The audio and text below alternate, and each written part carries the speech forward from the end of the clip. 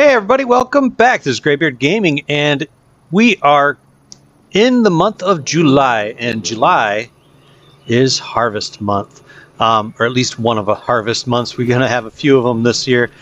We have 2 fields to harvest today, and one for next month, and then we don't have anything else until we do our hay again. But let's go ahead and fire up the Massey and get moving on out to our field here.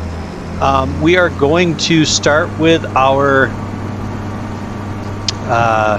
canola, and we'll go from there. We have got just the one field of canola, and then we've got a field of oats and a field of wheat, which I don't think that they're going to take us all that long to do. It does look like I have some hail damage in all of my fields, but significant hail damage in this field as well as my oat field. I don't know if I have I even had some in my grass field, so we'll have to see how things are going. I'm really hoping to accumulate. Well, I did have some in my corn. Look at that. That's too bad. So there's a couple things that I'm going to be doing. I am going to be turning off after my harvests are done this year. I am going to be turning off the fixed sales price, and I think that's just, it just makes it a lot, you know, I think we've gotten past that point where, you know, we need to have money every single month. So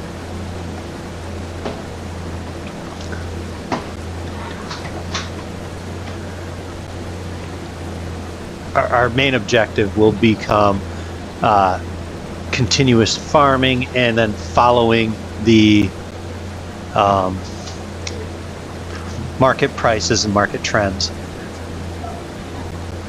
One of the things I did do is I purchased 2 beehives, and I don't know how those are going to produce.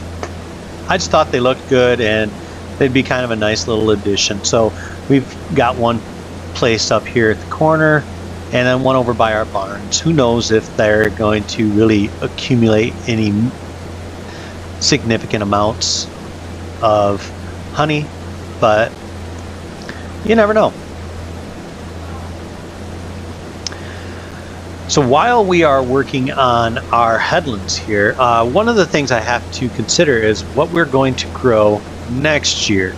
I think that having straw is going to be important. I don't know how much we're actually going to get though from this current season. I have a fair amount that I should be getting, but we're going to have a bunch of new water buffalo, and that means that they're going to be going through straw much more quickly. So I have been trying to determine how much do I really need to have planted. Now, one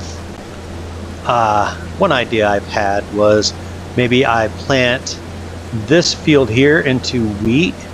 I haven't made any sort of, you know, decisions on that, but I thought about planting this one into wheat. I've also thought about just waiting until spring and planting it into oats and getting this field, which is larger, as, you know, a full-on oat field. And then where I have oats, I'd plant over there into canola, but I would have oats, and then this second one here I think would be soybeans. This one on the other side there would be just another field of canola, just because I want to continuously rotate some crops through, and I I really, really like the idea of continual crop rotation. I probably do a field of soybeans just to get something different, and then then I have to apparently get more ice.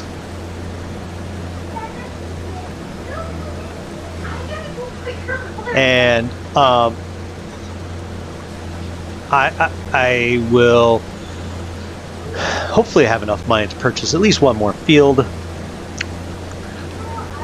this spring. I would like it to be a larger field though. I've considered getting that grass field that's near me. I just don't know if that's really what I want to do, but it is one of those things I've considered doing. But I'll be interested to know how much canola and whatnot that I get off of these fields. This is not the greatest canola crop because I did not put down lime. So that is going to be one hang up that this crop is going to face, is no lime. So I'm expecting a little bit lower of a yield, whereas like my corn and my oats, those all had the full complement of lime and fertilizers and all the good stuff. This one just did fertilizers and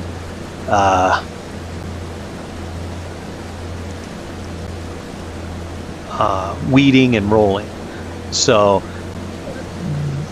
if I do all the things, I'm gonna have a decent yield no matter what. I just think that this field could have yielded a little bit better had I gotten some lime down on it. Excuse me. And the nice part about things that I'm currently doing is that I will have pretty much everything sorted out as far as how much straw I'm gonna have for the year. I'm just really hoping I can always buy more, so I'm not overly concerned about not having enough straw, because I think I could just buy it and be fine. And let's be honest, I haven't figured out what to do with the manure anyways, because I can't afford a manure spreader. So I'm gonna have to scour the interweb, see if I can't find something a little bit more cost effective for our farm, because I really do want to have a manure spreader, a slurry spreader, but I can't sit there and have either of those items that only spreads 6 meters wide. I mean, that's the width of this header. I mean, I'm not going to get anywhere. I'm going to be spending more time wasting time on my field spreading the manure and slurry. I might as well figure out a way to sell it. And it's not really worth much, if I'm being completely honest. It's just not worth a whole lot. So I am kind of watching the market to see if I can get my hands on different items, because it's going to be expensive to just say, if I want to buy a manure spreader, it's got to be worth it, because I think it would be great to spread the manure on our grass fields. I think that would work out great, but, and this is a big issue that I'm going to face, is am I going to save enough money on fertilizer to justify the cost of a manure spreader? Because it takes a long time to, I mean, it does and it doesn't, but how long is it going to take me to spend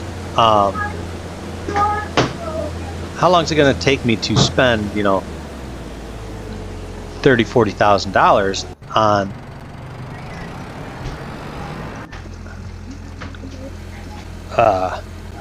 fertilizer, and that's really the big question. When am I gonna reach that break-even point? I mean, I have to, because I'm not gonna have enough manure to cover it. You know, I'm not gonna have enough to do all of my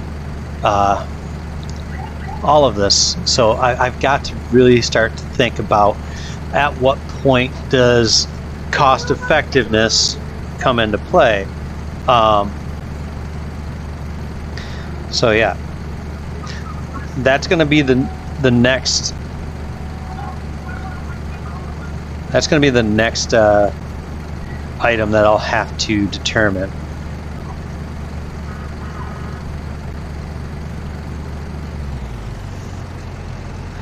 Just helping out my 4-year-old. He wants to watch a show on my phone, so I'm going to let him do that. All right, let's go ahead and take this to sell.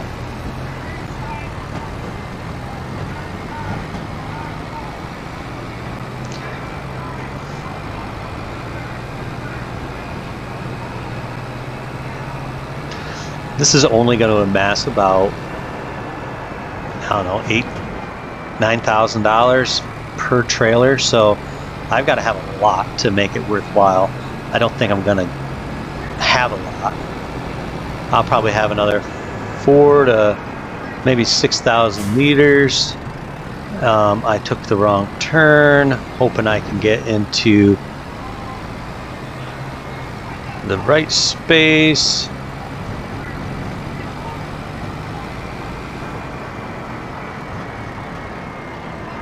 And there we go.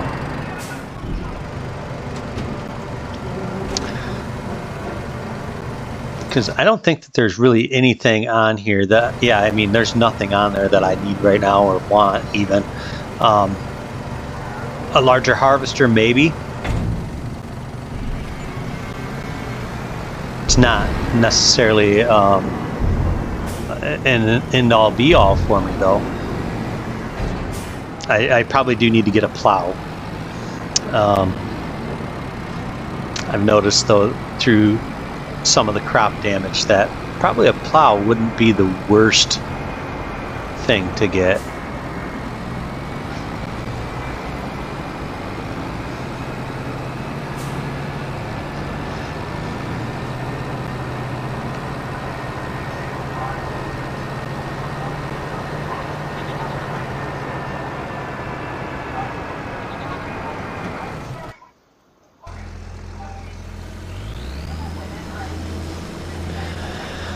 But we will go ahead and continue like we have nothing else going on. It would be nice, though, to get myself some straw. I am almost out in my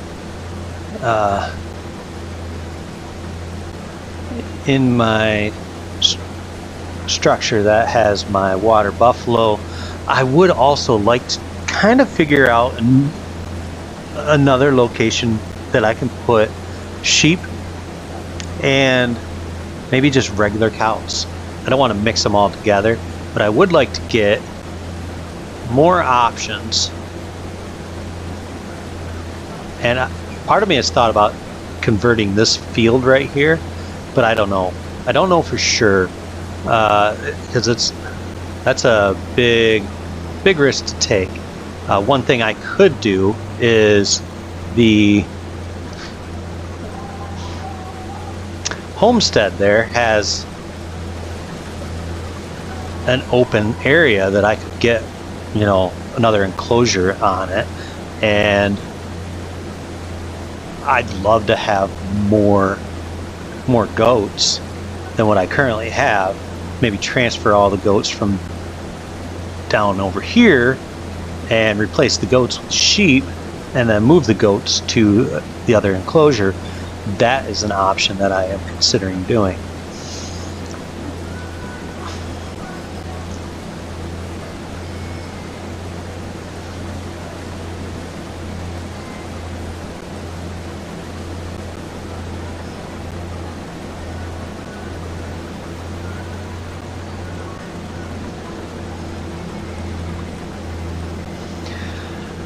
And I know that the game really only has to do 2 headlands in order to have space to turn around. I actually prefer 3 headlands.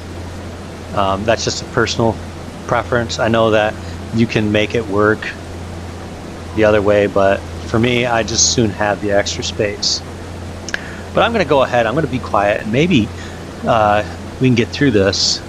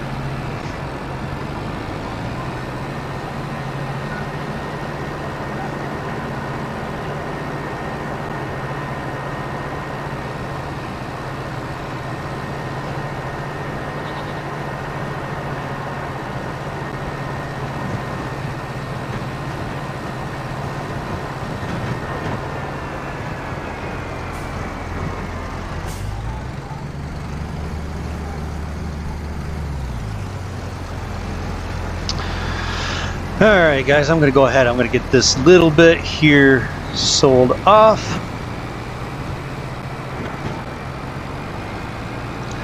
And I think what we'll do after that is we'll get this a little bit sold off, and then we're going to run out to the oat field and get started on that. Hopefully, you know, we can make another $10,000 to $15,000 that way. It looks like I'm going to be really close to 18,000, which is way more than I thought I was going to get off this field. So I'm extremely pleased with that.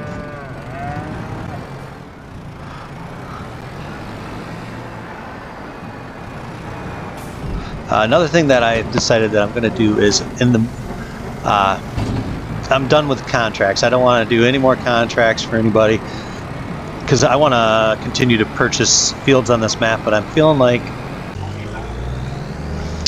well, wasn't that silly of me? I ran out of hard disk space to store content, so I had to go and delete a bunch of stuff.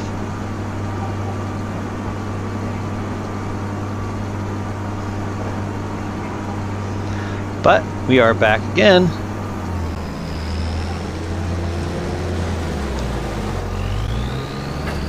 Had to go ahead and make sure I had my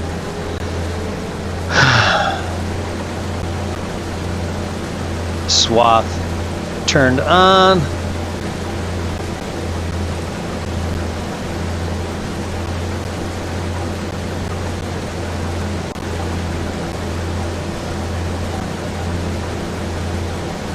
Did make about $18,000 off of that harvest, which is fantastic. It's always great when you make a bunch of money.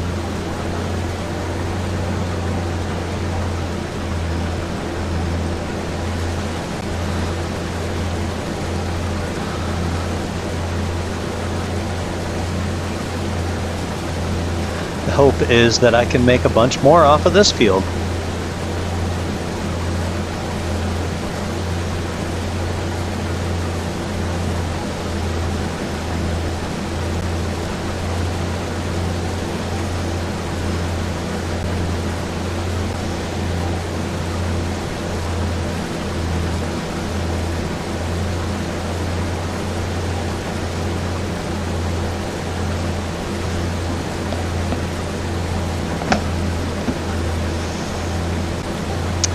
So I've been thinking, you guys, should I get a different baler when one goes on sale?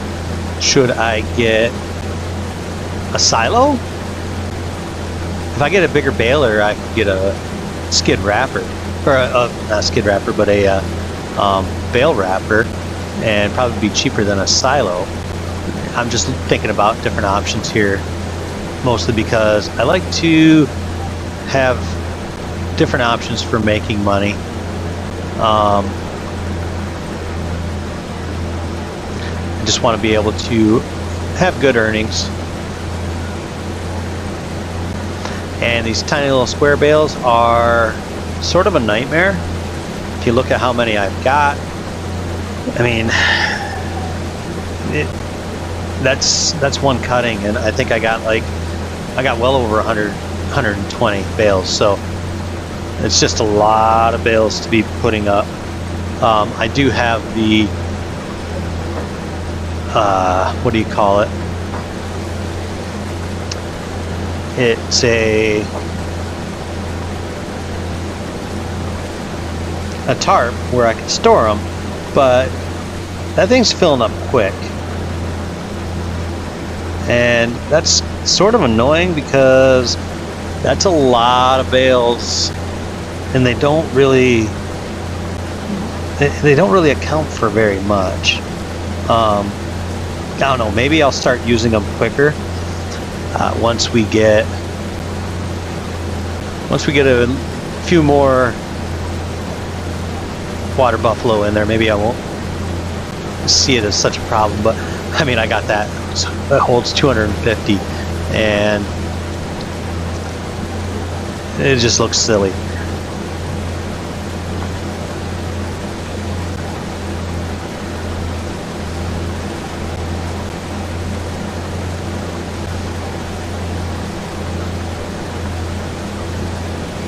But I could do quite a few different options, I think.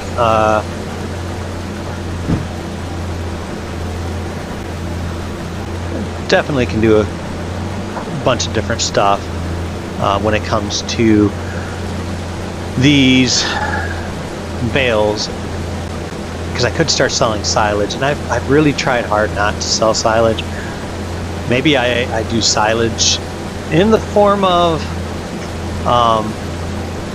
a bunker, because then it's annoying. Then I'm collecting it, and then I'm putting it in there as chaff, and it's a lot more work that way. So maybe that's what I'll wind up doing. Plus it'd save me on baling. I mean, that's an option, I guess.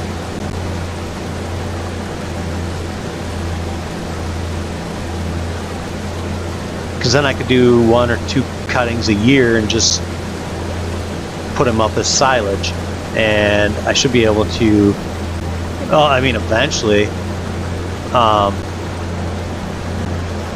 like I could do my first cutting as silage and my third cutting as silage, and my fourth cutting is, you know, that I put up for my animals. And I could do something like that. So I'd only be getting about, you know, I have to look at how many liters of grass I get, but I want to say 600 a piece. It's less than 70,000. So at what, $190 a thousand?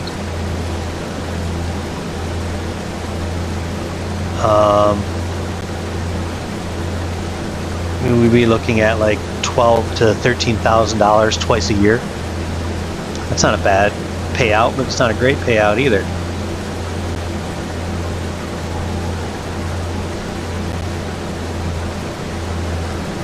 But there is an investment that goes into it. I'd have to get a bunker, and I'd have to get a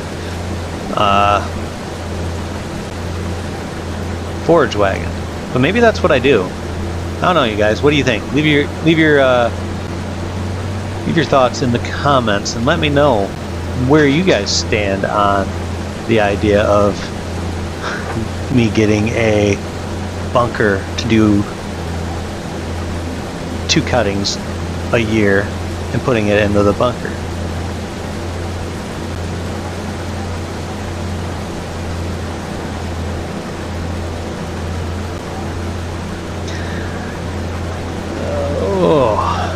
This is,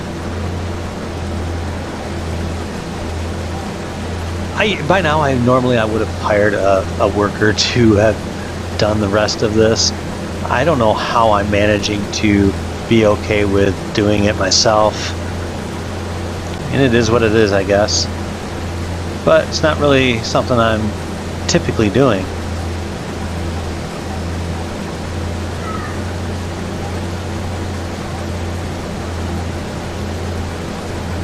But it is kind of relaxing to just take on these tasks that normally I would have just allowed a worker to do. So, I mean, that part, I guess, is, in a way, it's kind of relaxing. Just kind of watching how many liters I've got here. But, yeah. So you guys, yeah, I'm not going to go through this entire field of oats with you guys on camera. I am going to probably finish this up off camera, and what we'll wind up doing is we will be back probably for our corn harvest, and I'm gonna probably just go ahead and do the wheat, because the wheat's really no different than the oats. But yeah, we'll be back for corn, and I think that's in November. So I just want to say thank you guys for watching. I always enjoy doing these videos for you, even if I don't hear from you guys much. I do enjoy it. I do appreciate all the support, and I really do hope you guys are enjoying it yourselves, and that's going to keep me doing this. So please hit that subscribe and that like button, and I'm very thankful for that help. It'll promote this channel to other viewers that may not have seen it otherwise. So, in conclusion, this is Graybeard Gaming, wishing you the very best of days, and I do hope you guys come back for our next episode when we'll be doing corn. So, we will see you guys next time. Be safe out there, you guys.